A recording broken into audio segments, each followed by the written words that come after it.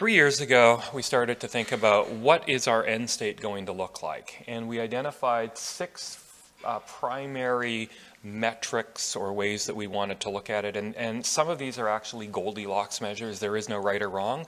They're going to fit depending on, do you have a decentralized business?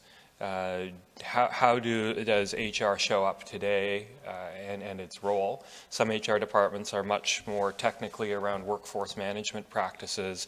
Others are more strategic advisors. All of these set different starting points. And in an organization across a number of different business lines, 40 different countries, we actually had a lot of variation inside RBC. So it wasn't just a matter of saying this is our fit.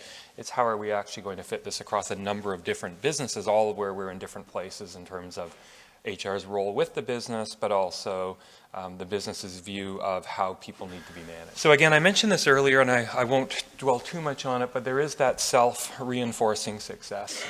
So that balancing of the building of infrastructure and the demonstrating value is really critical. Building a good team, I'll get to that in another slide or so. Infrastructure, I won't talk about that, but that demonstrating value is important.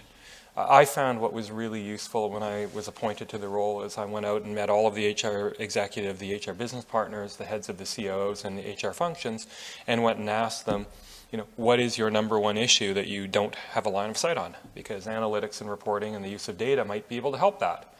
And that actually gave me an immediate list, and I was very purposeful in the first 6 months to go to everyone and actually show how it can work. How can we, as bringing analytics and a different view on decision making, support all the different areas across HR and ultimately to the business units.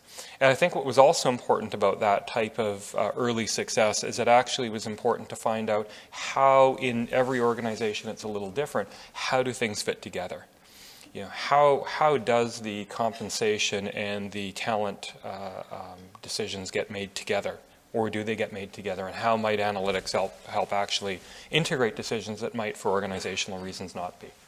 And so I think that was really important.